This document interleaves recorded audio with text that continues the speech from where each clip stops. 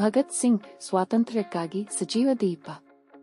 ಭಾರತದ ಸ್ವಾತಂತ್ರ್ಯ ಹೋರಾಟದ ಇತಿಹಾಸದಲ್ಲಿ ಅನೇಕ ಧೈರ್ಯಶಾಲಿಗಳು ತಮ್ಮ ಪ್ರಾಣ ಬಲಿದಾನ ಮಾಡಿದ್ದಾರೆ.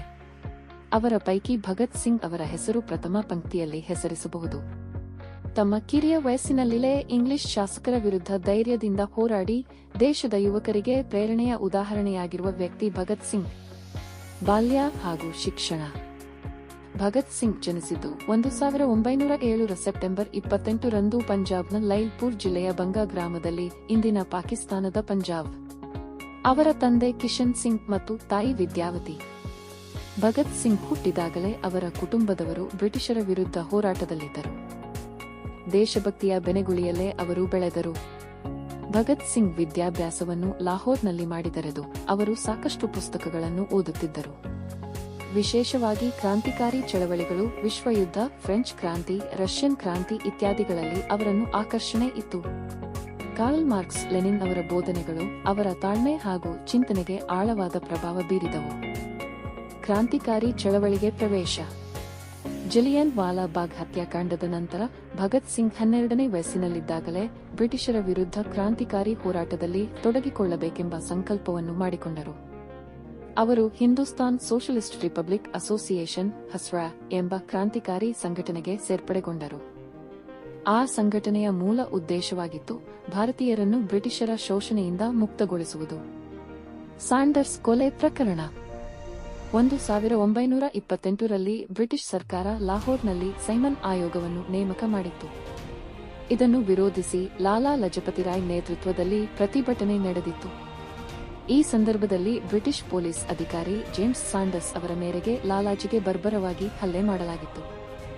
ಈ ಹಲ್ಲೆಯಿಂದ ಲಾಲಾಜಿ ಮೃತಪಟ್ಟರು. ಇದರಿಂದ ಕ್ರುದ್ಧನಾದ ಭಗತ್ ಸಿಂಗ್ ಮತ್ತು ಅವರ ಸ್ನೇಹಿತರು ರಾಜಗುರು ಮತ್ತು ಸುಖದೇವ್ ಸಾಂಡರ್ಸ್ ಅವರನ್ನು ಹತ್ಯೆ ಮಾಡಿದರು. ಡೆಲ್ಲಿ ವಿಜ್ಞಾಸನ ಮಂಡಲ ಬಾಂಬ್ ಪ್ರಕರಣ. ಸಾಂಡರ್ಸ್ ಹತ್ಯೆಯ ನಂತರ ಭಗತ್ ಸಿಂಗ್ ಅಡಗಿಕೊಳ್ಳುತ್ತಾ ನಕಲಿ ಹೆಸರಿನಲ್ಲಿ ಜೀವಿಸುತ್ತಿದ್ದರು. ಆದರೆ ದೇಶದ ಜನರಿಗೆ ಬ್ರಿಟಿಷರ ಕ್ರೌರ್ಯದ ಅರಿವು ಮೂಡಿಸುವ ಉದ್ದೇಶದಿಂದ ಅವರು ಸಹೋದ್ಯೋಗಿ ಬಟುಕೇಶ್ವರ್ ದತ್ ಜೊತೆಗೂಡಿ 1929ರಲ್ಲಿ ಡೆಲ್ಲಿಯ ಸೆಂಟ್ರಲ್ ಅಸೆಂಬ್ಲಿಯಲ್ಲಿ ಬಾಂಬ್ ಎಸೆದರು. ಈ ಬಾಂಬ್ ಜೀವ ಹಾನಿಯಾಗದ ರೀತಿಯಲ್ಲಿ ಎಸೆಯಲಾಗಿತ್ತು. ಇನ್ಕಲಾಬ್ ಜಿಂದಾಬಾದ್ ಎಂದು ಘೋಷಣೆ ಹಾಕಿದ ಭಗತ್ ಸಿಂಗ್ ಅಲ್ಲಿಯೇ ತಕ್ಷಣ ತಮ್ಮನ್ನು ತಾವು ಬಂಧಿಸುವಂತೆ ಮಾಡಿದರು.